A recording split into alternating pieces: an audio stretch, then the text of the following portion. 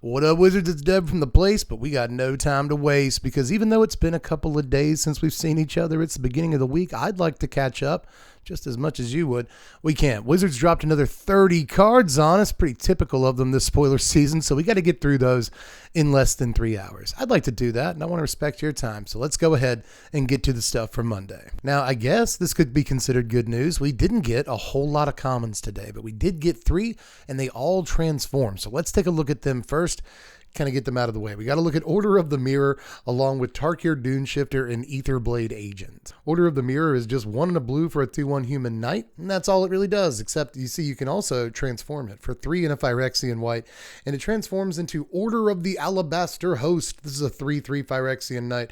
Whenever it becomes blocked by a creature, it specifies by a creature for some reason, that creature gets -1/-1 till end of turn. So kind of a take on flanking here, which is pretty cool, but that's the only thing I like about the card. So let's move on to Tarkir Duneshifter. Just a 1 mana, single white for a 1/2 dog warrior. I like that. I like them creature types. But anyway, you can pay 4 and a Phyrexian green to transform it as a sorcery, and it becomes Burnished Dune Stomper. This is a 4/3 Phyrexian dog warrior with trample. Not super impressive. I mean, I guess the saving grace of like all of these is that they're not incredibly embarrassing curve fillers or something for your deck. And then later on in the game, they get way more relevant. So that could be good in limited, but the one that I like the most out of all these is Aetherblade Agent, just because I kind of like its front half the best. This is a 2 mana, 1 and a black, 1/1 human rogue with Death Touch.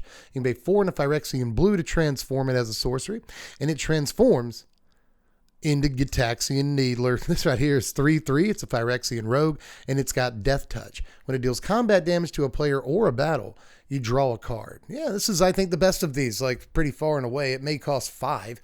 Really 4 in most cases to transform it, but still, you get a 2 mana 1/1 Death Touch, and I really like low curve Death Touch dudes in limited. I'm just a fan of those personally. But if you do have just a few mana, it can become a guy that draws you cards. And sure, it seems like both ends of this are like at least halfway decent. So this is easily my favorite of these. We got some uncommon transform dudes today too, so I want to go ahead and cover those. We saw Blight Reaper Thallid along with Nezumi Freewheeler and Herbology Instructor, which looks kind of interesting, but I'll start with Blight Reaper Thallid. This is just 2 mana. It's 1 and a black for a 2/2 fungus. You can pay 3 and a Phyrexian green to transform it as a sorcery, and it becomes Blight Sower Thallid. This is a 3/3 Phyrexian fungus, and when it transforms into Blight Sower Thallid, or when it dies, you get a 1/1 green Phyrexian Saproling creature token. So it's actually not too terrible, right? Again, 2 mana for a 2/2 is not an incredibly embarrassing curve filler, especially in this set where it looks like a lot of the common and uncommon creatures are transformy guys. So they all have bad stats, so it's even less embarrassing than usual, right? But still, it's not too expensive to transform it, and then you end up getting 4 power. When it dies, you get another power. I could kind of get on board with this in the right limited deck. Freewheeler is 4 mana. This is 3 and a black for a 3/3 Rat Samurai with Menace, and when it enters the battlefield, each player mills 3 cards. You can also pay 5 and a Phyrexian white to transform Freewheel and activate it as a sorcery. It becomes Foul Flesh Wheel. It's a 4/5 Phyrexian Rat with Menace, and when it transforms into Foul Flesh Wheel, you put target permanent card with mana value 2 or less from a graveyard onto the battlefield under your control. So it can theoretically transform the turn it comes into play. It's a hill giant in the meantime. It's a 4 mana 3/3. Not great. At least it has an ETB trigger. That's kind of okay. And the ETB trigger facilitates the thing on the backside. So maybe it's sort of okay, but kind of a medium grade, even in limited, I would imagine. But I guess there's some value on it. Kind of like that, I guess, but nothing special. So let's move on to Herbology Instructor. Herbology Instructor is 2 mana. It's 1 and a green for a 1/3 Treefolk Druid. And when it ETBs, you gain 3 life. You can also pay 6 and a Phyrexian black to transform it as a sorcery, and it becomes Ailment Summoner. This is a 3/3 Phyrexian Treefolk. And when it transforms, target creature an opponent controls gets -0/-X until end of turn, where X is Ailment Summoner's power. It'll probably be 3, one would imagine. But there's ways to boost it with Anthem effects, but who cares? Some of the time when this transforms, it's going to basically lightning strike something, just bolt a thing, and take out a 3 toughness guy. So that's pretty good. I would actually imagine. I don't know that 6 or really 7 in some cases is too much. It's probably too much actually.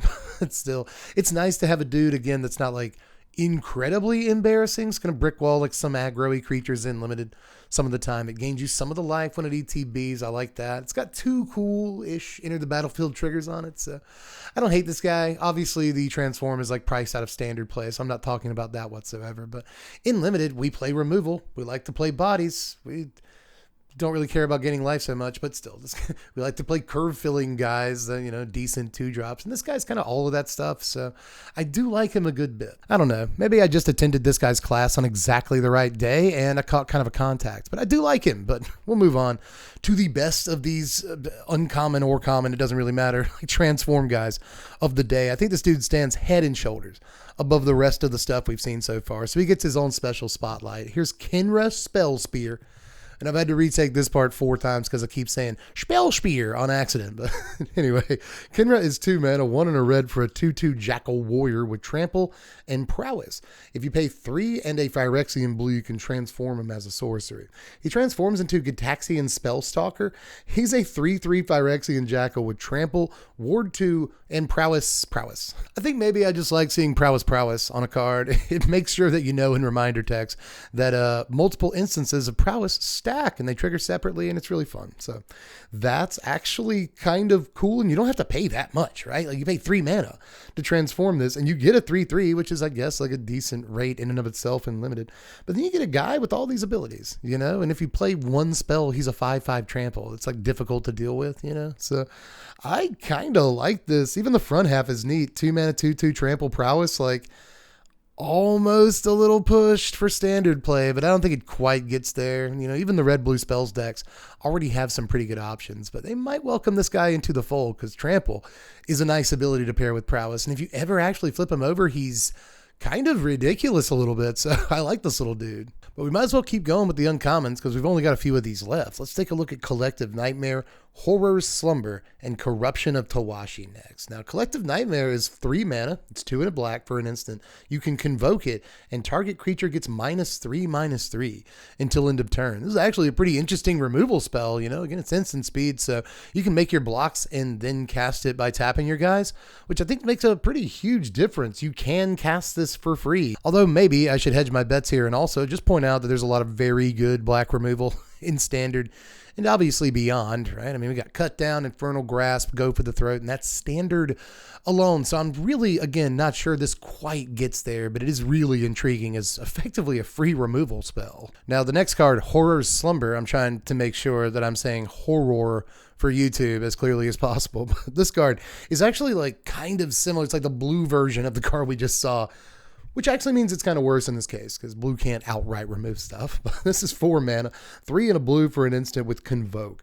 Tap up to 2 target creatures, put a stun counter on one of them, and then put a stun counter on one of them. One way or the other, that's kind of neat. You can mix them up and stun both dudes. You could stun one guy a couple of times. It could be fine. And you could cast this for free if you wanted. Again, if you want to tap all your guys down, if you want to do that, but more likely you're going to be casting this for like 2. I wouldn't be surprised if people at least experimented with it to see if it's good enough, because the mono blue deck does play like 16 creatures it could tap down to actually cast this and then go in for the kill, right? But I'm still not too convinced, but this is one of those that might be better than it looks. But this last one on screen is Corruption of Tawashi, and it's just kind of a neat card. This is 5 mana, 4 and a blue.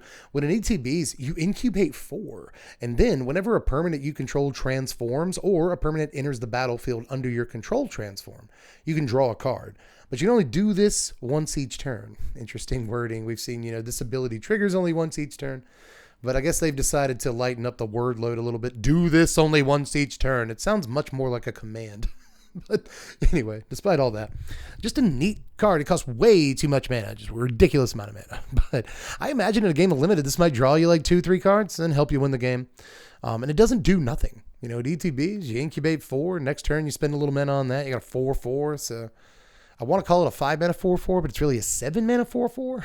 That's not as good. But if you do transform the incubate token that it gives you, then it also draws you a card, right? So total of 7 mana in installments, 4/4, draw a card, plus incidentally draw other cards.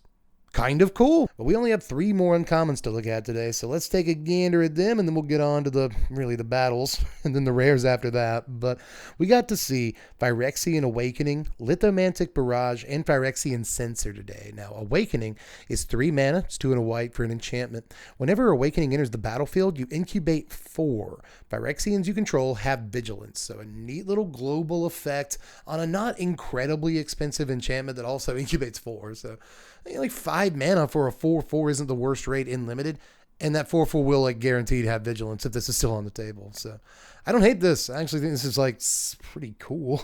Again, in limited when you're building the Phyrexian deck, and if there is like a Phyrexian commander deck, this probably goes in. I think you probably want all your guys to have Vigilance. Like, why not? But we'll look at Lithomantic Barrage next. This is just a red mana for a sorcery that can't be countered.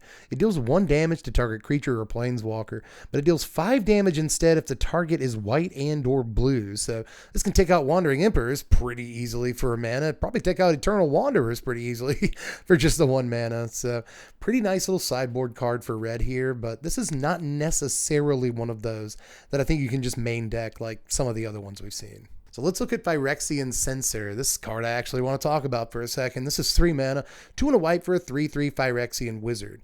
Each player can't cast more than 1 non-Phyrexian spell each turn. Non-Phyrexian creatures enter the battlefield tapped. Seems pretty soupy, you know what I mean? It's not bad. It's kind of a rule of law on a stick for Phyrexians, but again, Phyrexian deck. Most of your dudes are gonna allow you to just blow past this rule, but sometimes you're gonna play this on turn 3.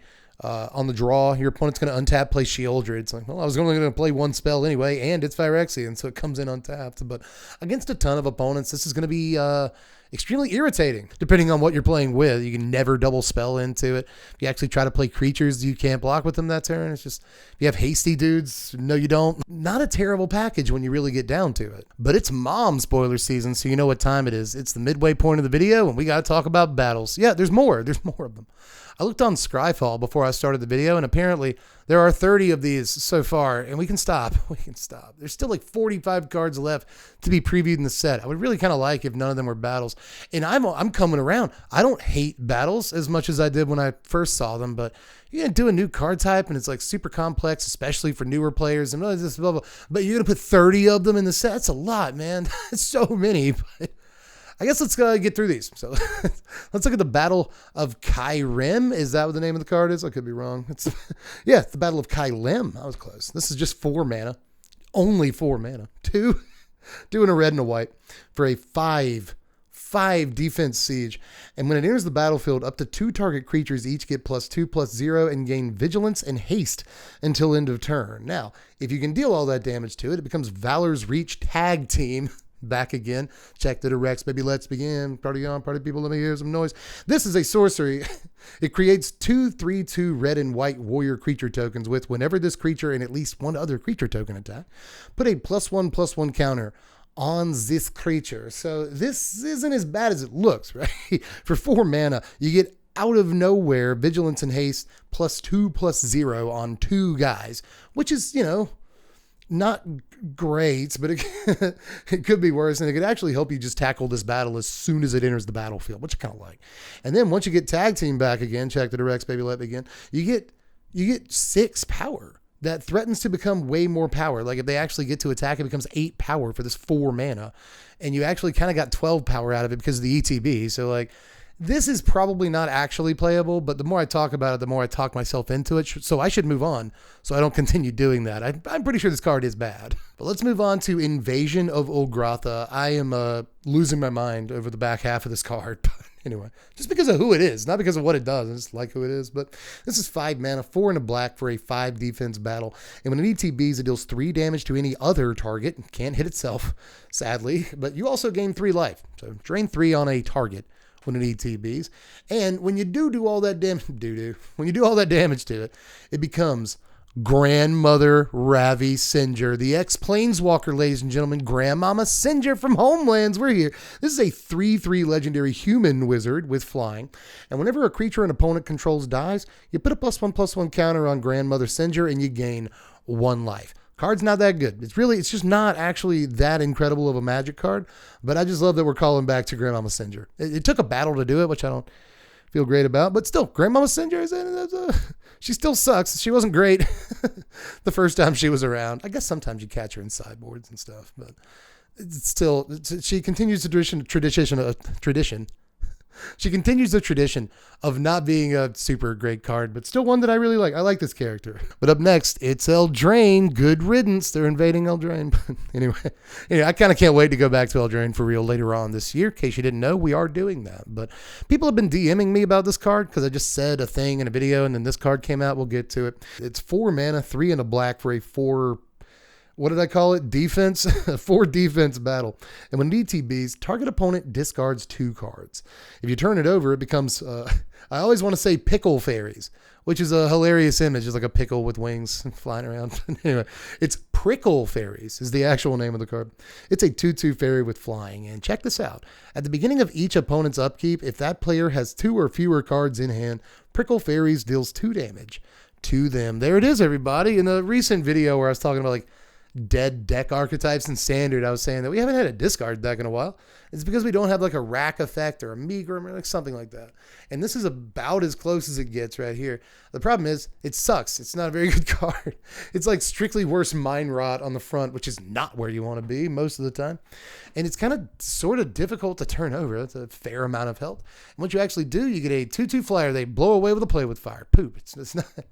I really hate that this is such a safe, kind of rackish effect. Definitely not the rack, but it's supposed to call back to cards like it and be like a discard payoff. And it might actually be like halfway better than I think it is because late in the game, it's just like always going to shock them EOT. So like that's at least something, but I'm pretty sure the card is garbage. Just not sitting in a dumpster somewhere. Garbage off in the middle of nowhere, Utah dumpster somewhere. This card is, God, I want to like it, but I just can't do it. So let's look at Invasion of Pyrulia next. This is Simic colors, green and a blue for a 4 defense siege. And when it ETBs, you scry 3 and reveal the top card of your library. If it's a land or a double-faced card, you get to draw yourself a card. And then if you can attack it down for 4, it becomes Gargantuan Slabhorn. Sounds like an insult. You Slabhorn. This is a 4/4 beast with trample and ward 2. Other transformed permanents you control have trample and ward 2. So that's kind of neat, right? I mean, it's not great, but the front half is only 2, and it might draw you a land or a double face thing. So that's something, but might draw you a land. This is probably a limited signpost for I have a lot of transform cards in my draft deck. So this is probably just that, and really honestly nothing more. But I'm willing to be wrong on this one. I mean, when you really look at it, it's 2 mana, draw a card, and get a 4/4 trample ward 2. So like, could be worse, but it's probably not quite there, to be honest. Now we've only got a couple of uncommon battles left, but both of the ones we're going to look at now look okay to me. So let's check out Invasion of Wren. This is 4 mana, 3 and a blue for a battle with 4 defense. When it ETBs, draw 3 cards and then discard a card. Now, if you're able to attack it down, it becomes Overloaded Mage Ring. This is an artifact. You can pay 1 and tap it and sacrifice it to copy a spell you control. Any old spell you control, and you just pay 1. It's sacrifices, so there is that. But I can imagine there's some pretty freaking awesome spells you can cast and copy. I mean, this works with creatures. This works with artifacts. To copy target spell that you control, my friends. So just an extra mana to do that. Now, it's going to cost you turn or 2, kind of attack it down. I'll give you that much. That could suck a little bit, but this is just a pretty powerful ability to have on the back half for a really low amount of mana. And in the meantime, it casts Sift when it ETBs, which is not like the best card in the world, but I still say that 4 mana, draw 3, you could do a little bit worse than, I assume. It's like, it doesn't do a whole heck of a lot. It especially doesn't like affect the board state when DTBs, but I think you'll still take that a good bit of the time in your combo deck or your deck that's trying to find the thing that you double cast with this, you know what I mean? Like some crazy combo. 4 mana is an awful lot, but I am really intrigued by this card. But I think my favorite uncommon battle of the day is Invasion of New Kapena. This is Orzhov colors, so I'm I'm going to like it. I love Orzhov. It's a black and a white for a 4 defense battle. When Invasion of New Kapena enters the battlefield, you may sacrifice an artifact or creature. When you do, exile target artifact or creature an opponent controls. Now, if you attack this down for 4, it becomes an equipment. It becomes Holy Frazzle Cannon, which is just, what a combination of words. Holy Frazzle Cannon is an equipment. It equips for just 1 mana. And whenever equipped creature attacks, put a +1/+1 counter on that creature and each other creature you control that shares a creature type with it. What a weird card. Like on the front half, it's more like Rite of Oblivion than anything else. And on the back half, it's a freaking equipment. And not only is it equipment, it's kind of like tribal. Like, what a weird card. But 2 mana is a great little bit for the initial effect on this, right? And if you're able to attack it down and get it in play, I actually think this is pretty cool. Even if you don't have any other creatures out, this only equips for 1, and it makes the thing progressively bigger every turn. Like, it puts a Luminarch Aspirant on the battlefield.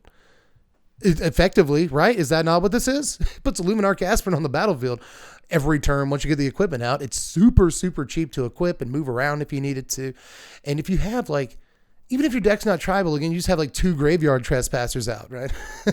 And suddenly you're putting counters on them every turn. They're getting ridiculous. So, like, I don't hate this card. I actually think this is very sweet. I love the design on it because I just didn't expect any battle that kind of acts like a sorcery or an instant to turn into an equipment, and for both sides to be so radically different, you know? So maybe some sort of tribal aristocrats deck that, again, I want to stress, doesn't have to be tribal, but in like clerics or something, maybe. I'm not sure where exactly it goes, but I do know it's a card I'll be playing. The card looks so good. Like, anything to help Orzhov aristocrats, because, you know, me and Ellis O'Core, we're getting married. You know the joke by now, I hope. But in any case, you know this is a card that I'm looking pretty hard at today. I'm not sure it's the best of these uncommon invasions, but it's the one I'm looking the hardest at. Let's go. But congratulations, you've technically made it to the rares. The bad news is they're battles. Not all of them. We just have 3 rare battles to look at today, but let's go ahead and look at them. Let's look at Invasion of Gobicon first.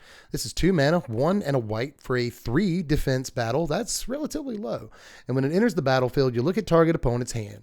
You may exile a non-land card from it. For as long as that card remains exiled, its opponent may play it. A spell cast this way costs 2 more to cast. If you can turn it over, it becomes Light Shield Array. This is an enchantment. At the beginning of your end step, put a +1/+1 counter on each creature that attacked this turn. You can sacrifice Array to have creatures you control gain hexproof and indestructible until end of turn. I actually really like the tension on this. Is it worth not necessarily skipping an entire combat step, because it only takes 3 to attack this thing down, but let's say that you do swing into this for some damage. Well, that's 3 damage in your aggro deck that doesn't go to your opponent's face, but that's also immediately a card that can protect from sweeper, which is just really, really nice. I mean, if nothing else, this does protect from sweeps, and I like it even in like white-based aggro decks in Commander. Like, I think it might be halfway decent. Not kidding. I doubt an aggro deck wants to take, you know, a turn off that early in the game and then another turn off to attack it down, perhaps. So I'm just not sure where exactly it goes, because an aggro deck is what would want a piece to protect all of its dudes, right? So I don't know, but the last thing I'll say about this is that that first line of text on the back half is actually very good. If any of your dudes survive combat, they just get bigger and then bigger and then bigger. So just like 2 or 3 turns with this out and you might win the game. And I don't think it's win more. I think this comes out at just about the time you'd want it to, and eventually will more than make up for the fact that you skipped an attack step, attacking the thing down in the first place. So I like it. I think that's a pretty good little snowball of value on the back half. But we'll move on to Invasion of Theros. This is 3 mana, 2 and a white for a 4 defense battle. And when it ETBs, you search your library for an aura, a god, or a demigod card, reveal it, put it in your hand, shuffle your library. Now, if you can attack it down, it becomes Ephara, Ever Sheltering. This is a 4/4 legendary enchantment creature. It's a god. And it has lifelink and indestructible as long as you control at least 3 other enchantments. Whenever another enchantment enters the battlefield under your control, draw a card. So let's get this out of the way. I feel kind of obligated to love this card on a personal level. You know, I do love Enchantress decks. They were among like my favorite decks when I first started playing Magic. So I have some affinity for this card on a personal level. Once you turn it over, it ain't bad, you know, effectively indestructible, and it's very easy to get, and it has the Enchantress ability. Draw a card when you get enchantment. So that's not terrible like whatsoever. I just like that in and of itself. And in like your Bant Commander Enchantress deck or whatever. The front half isn't terrible, right? Like you can go get an aura. You can go get a number of gods, right? There's a bunch of gods that you might want to play in decks like that, or demigods for that matter. But just the sort of 3-mana tutor ability is mostly, a lot of the time, going to be pretty good in Commander. Make sure you get your pieces and all that. So I love that. But what I really want to do, just like your dad, is turn it over to the backside, because look at what the freaking thing does on the back. Just, we'll make it pop. That's a good looking card, man. But we are on the last battle of the day, everybody. Aren't you excited? This is Invasion of Ixalan, our precious Ixalan. This is 2 mana, 1 and a green for a 4 defense siege. And when it enters the battlefield, you look at the top 5 cards of your library. You may reveal a permanent card from among them, put it in your hand. Put the rest on the bottom of your library in a random order. You attack it down for 4, it becomes a 4/3 dinosaur with trample named Belligerent Regisaur. And whenever you cast a spell, Regisaur gains indestructible until end of turn. So at instant speed, no matter what you play, you can protect him. It doesn't have to be, Tyvar Stand, Blossoming Defense, cards like that, Snakeskin Veil. They've really printed a lot of those recently. You don't even have to have that. You just have any instant speed spell, and you can protect this guy, which I actually think is neat for a starting cost of just 2. And when you pay that 2, you get a pretty big dig to find a permanent. Permanent could be a land, creature, artifact, planeswalker. You know what permanent means, but I just really want to stress how many different card types that is. It doesn't say just put a card from that into your hand. That would be phenomenal. So that's pretty good. But still, I still think that a pretty good dig for, just 2 mana at the very beginning of the game to make sure that you can get like important stuff to play on the next turn, like help you swing into this if that's what you're doing.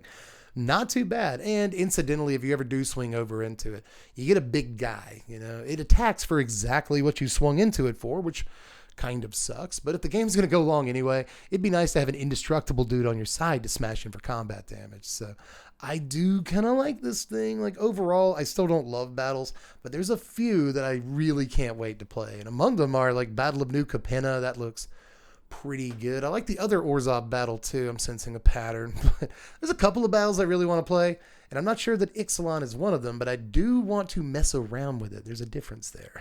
But we are at the actual rares, I guess, if you want to call it that. So let's take a look at Glistening Dawn first. This is 4 mana, 2 and 2 green for a sorcery. Incubate X twice, where X is the number of lands you control. So for 5 mana, you get sort of 10 total power if you cast the spell with nothing but lands, right? And if none of those lands make extra mana, right? If you cast it with 5 lands, it kind of gives you 10 total power, but you have to spend another 4 mana, so it's like 9 mana in installments for 10 power. But at least you get 2 guys. I don't love this. That's why I put it like at the very beginning of the actual rares for the day. I think it's just kind of poopy, bulky kind of rare. But I can see certain decks, either playing this as like a combo piece of some kind. If you get 1,000,000 lands in a play and you play this, give the guys haste, win the game the same turn. Like maybe could possibly work. And I think if you play this with 7 mana open, it's nice that you can incubate one of the dudes immediately. That's also cool, but 7 mana is an awful lot, dude. So much. But in that case, you could theoretically have a 7/7 and then also another incubate token that will be a 7/7. So it seems okay, It seems like kind of a bomb, like rare in limited a little bit. I'm not too sure about it, but I don't think this ends up seeing much play in standard, especially with all the options green has in the 5-drop slot right now. It's got a few decent ones. This probably isn't very good, but it's fun to think about it. What if I have 10 lands in play? It creates 20 power and I can go ahead and make both guys that same turn. Like, I don't know, like maybe, but I just don't think it quite gets to those like magical Christmas land levels. You can find ways for this card to be good, but I really don't think it's quite there. So let's move on to Bloated Processor. I'm a little disappointed by this guy. I want to like him so much. He's 3 mana, 2 and a black for a 3/2 Phyrexian. Sacrifice another Phyrexian, put a +1/+1 counter on Bloated Processor. And when it dies, you incubate X, where X is its power. So honestly, just straight up front, especially if you do get this rare and limited, it's a 3 mana, 3 power guy, and then when it dies, you get another 3 power guy. At least, it could be a 5 power guy if you ate one guy, right? But what I really just want this to be is a free and repeatable sacrifice outlet. And it is that. It literally says that, but it also says that you have to sacrifice Phyrexians to it. It also can't eat itself, which you sometimes want for these things to be able to do, but it can't eat itself and it's only Phyrexian, so it's kind of poopy and I don't like it. Why can't we just have like Woe Strider or even like Nantuko Husk? Like, I'll just take that. That was a common. Why can't we? Why isn't Antuco Husk too powerful? I just want Aristocrats in Standard so bad, and it needs some sort of repeatable and, again, free sacrifice outlet. All I'm saying is I wanted Woe Strider, got no Strider. But let's move on to a 4-mana blue flyer at rare. So you might think that it's terrible because they kind of tend to be a lot of the time, but this is actually kind of intriguing. This is Zephyr Singer. It's 4 mana, 2 and 2 blue for a 3/4 Siren Pirate with Convoke. It's got flying and vigilance, and when it ETBs, you put a flying counter on each creature that convoked it. Okay, so maybe I'm just like feeling the Siren's call here, and it's like, play a bad card, and I crash on the rocks, but like I'm kind of feeling this just a little bit. She is pretty, but this, it's not going to like ever be 4 mana if you're doing it right, but it could be like 2 mana for a 3/4 flyer that puts flying counters on 2 other guys. That seems okay. It could even be a free 3/4 flyer that puts 4 flying counters on guys. That's probably not very good. You just attack your opponent with your guys in that some of the time, right? But in some cases, the problem with this guy is that it basically has to convoke to be any good. You don't want to just like windmill slam a 4 mana 3/4 flyer, and off the top of your library, at least it's a flying body that doesn't die to some removal spells, but it's still like not super impressive. What you want to do is curve out, right? You want to go like turn 1 1-drop, turn 2 2-drop, play this for 2 mana on turn 3. You could even go like 2-drop on 2, and then on turn 3. Could you not play, like a 1-drop on 3 after you drop your land and then still have enough mana to play this? Because creatures can, in fact, tap for Convoke the turn they come into play. Look it up. But anyway, you could probably squeeze this in on turn 3 pretty easily is all I'm saying. And then on turn 3, you got yourself a 3/4 flyer and a bunch of dudes with flying. Like I could see it in the right deck, but I'm not quite sure that it's a reliable enough setup to be a real card in Standard, but I kind of want to try this out a little bit. But let's keep it pushing and look at Nihiris Warcraft next. This is 3 mana, 1 and 2 red for a sorcery that deals 5 damage to target creature, planeswalker, or battle. Look at the top X cards of your library, where X is the XX damage dealt this way. You may exile one of those cards. Put the rest on the bottom of your library in a random order. You may play the exiled card until end of turn. So I really think this should have been until the end of your next turn you can play the exiled card. Because as it is, I'm just not a huge fan. But if you do have 5 or perhaps 6 mana, but I'll say 5 mana. If you have 5, then you can cast this and then get like a lightning strike or some 2-drop creature off the top. And that's not terrible if you can deal excess damage with it. As it is, I don't know if this is the absolute best red card that can kill Sheoldred in Standard. I've seen it called that, but this, you see, is a sorcery, which I think makes a big deal when we have instant speed cards that can take out Shelly before you have to draw a card or anything. I think that's actually just like probably better in some situations, but kill a Sheoldred or kill any other creature in the deck and effectively draw a card sort of is probably worth playing, or at least considering playing, over some of the other options we have to deal 5 in red right now to a single target. But again, we have multiple ways to do that, and most of them are instant speed, so I'm just not sure this quite makes it, and it sucks that whenever Nahiri gets a spell, it's kind of not great. I think the card is kind of neat, and I want to play it, but I'm pretty sure it's not quite there. But have you guys seen the red questing beast yet? Let's take a look at Rampaging Raptor. This is 4 mana, 2 and 2 red for a 4/4 dino with trample and haste. You can pay 2 and a red, and Raptor gets +2/+0 until end of turn. Also, because there's more, whenever Rampaging Raptor deals combat damage to an opponent, it also deals that much damage to target planeswalker that player controls or a battle that player protects. Well, in this format, I think you got to be a little bit better than Thundering Raiju at the 4-drop slot.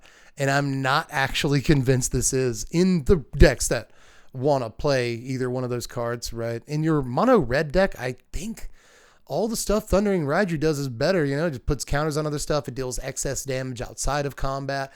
That's very good, I would say, a lot of the time. It interacts favorably with like mechanized warfare. I keep calling it mechanized production in other videos. I mean mechanized warfare.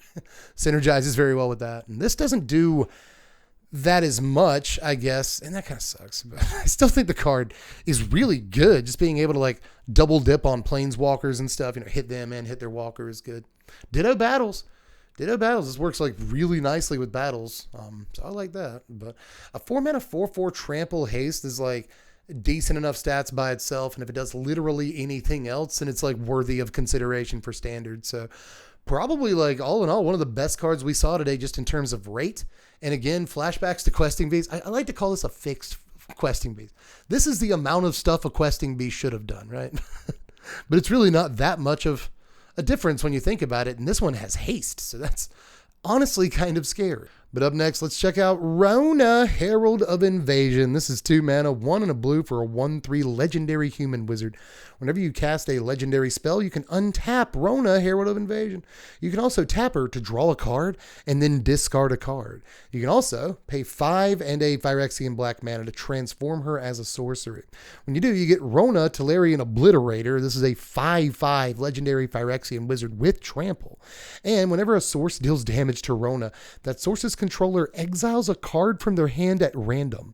If it's a land card, you may put it onto the battlefield under your control.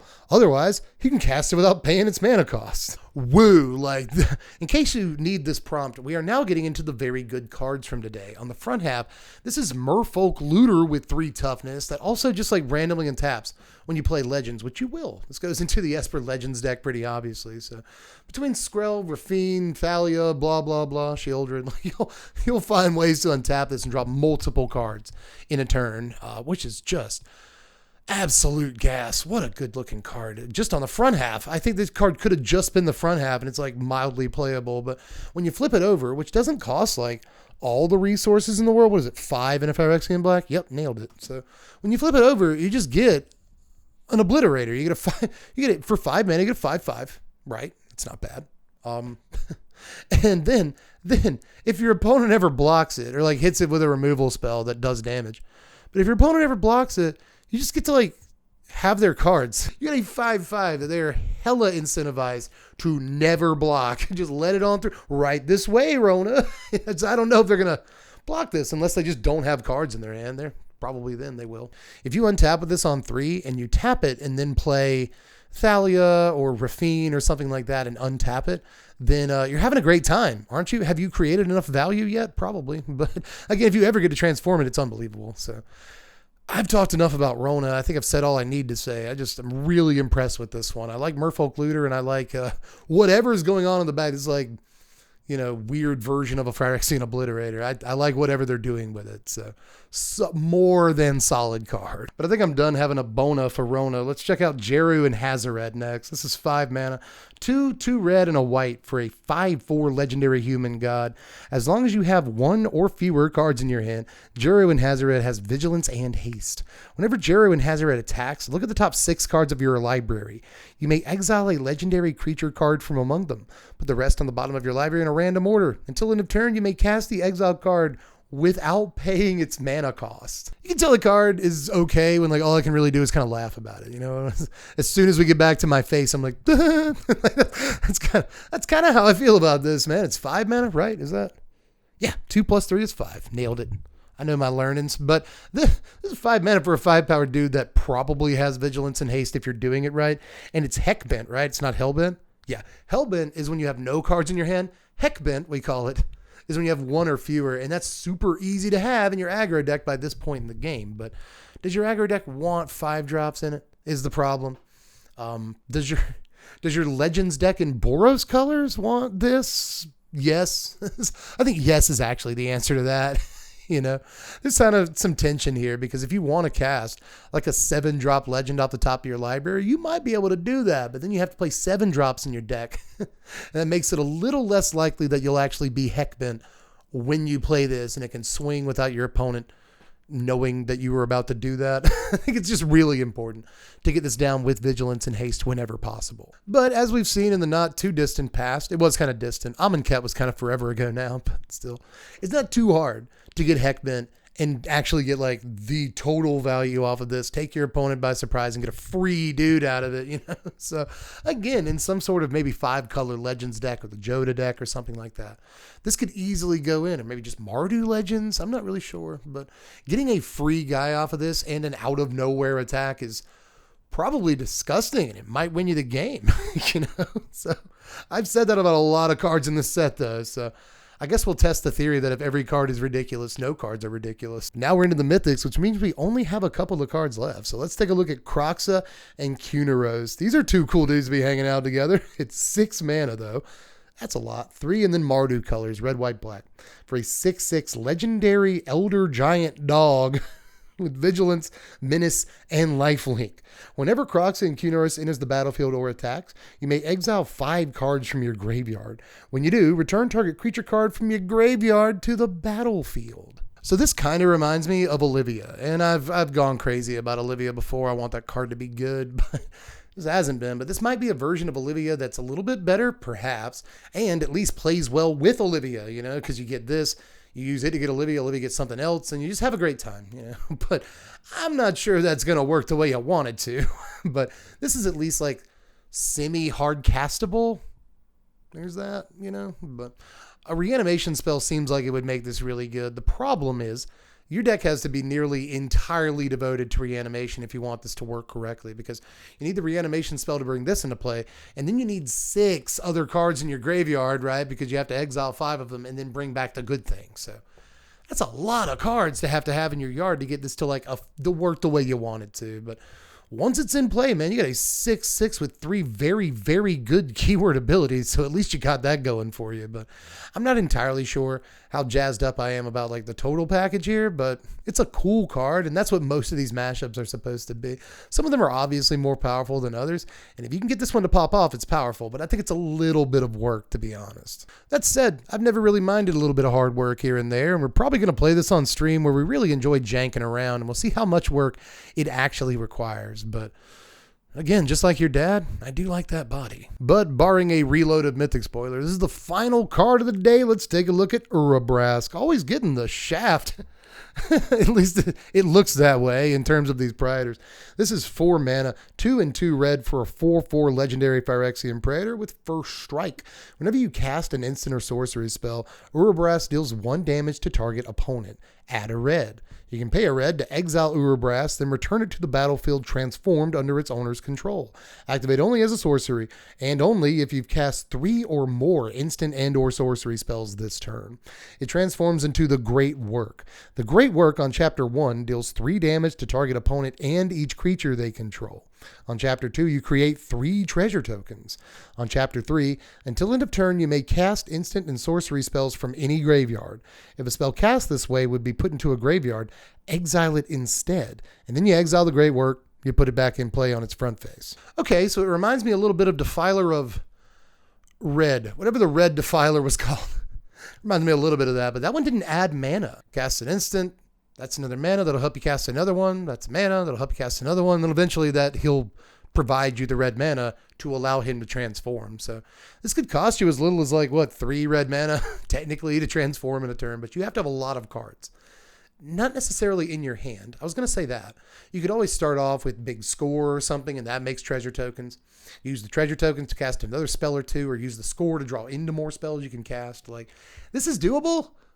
A little, but I'm not quite sure that it's really there at the end of the day. One thing I'll say about this, though, is that it looks more relevant that it comes back into play on its front face after the saga than the other ones do, right? Because on the back half, you get a bunch of spells from graveyards that you get to play this turn, right?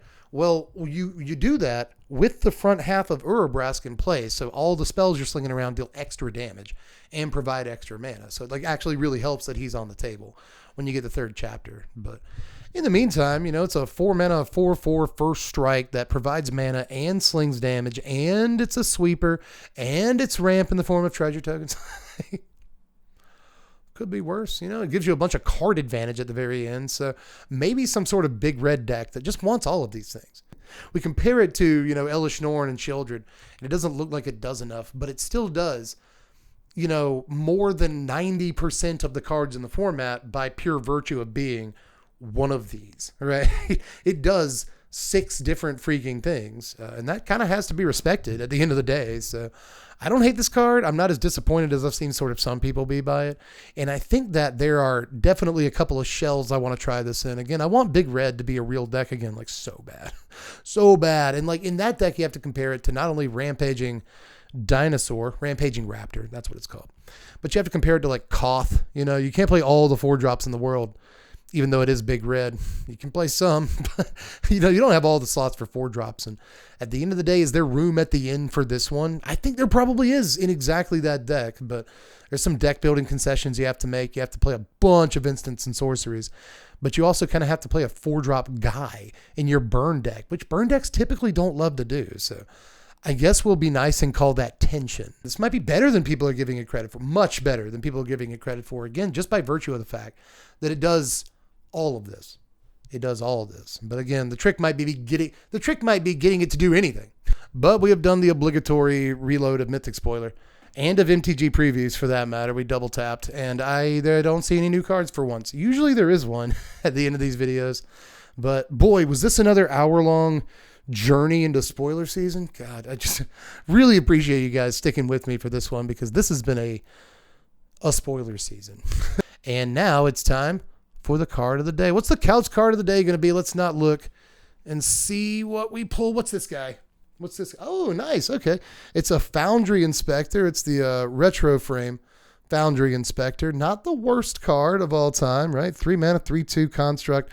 Artifact spells you cast costs 1 less to cast. Oh yeah, it could be a little bit worse. Okay, let's sleeve that up real quick. I've decided that when a card comes off the couch, it probably should be sleeved up, because I don't want to throw it back on the couch and then pick it again in a different video. That would be kind of silly. Check out the channel on Patreon and support us over there. You can vote on content for $1. And check me out on twitch.tv/SBMTGdev, link in the description. We'll be doing Tuesday night spoilers live on Twitch. I always want to say twitch.com. Live on the Twitch.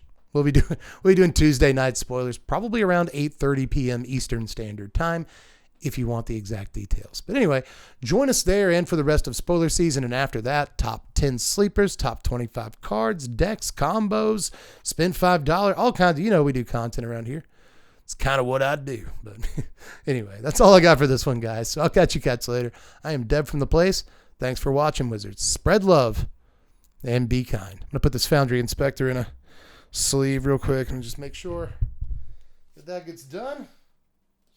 Sleeves upside down. There we go. It's in there. And now you guys take it easy. Spread love, be kind.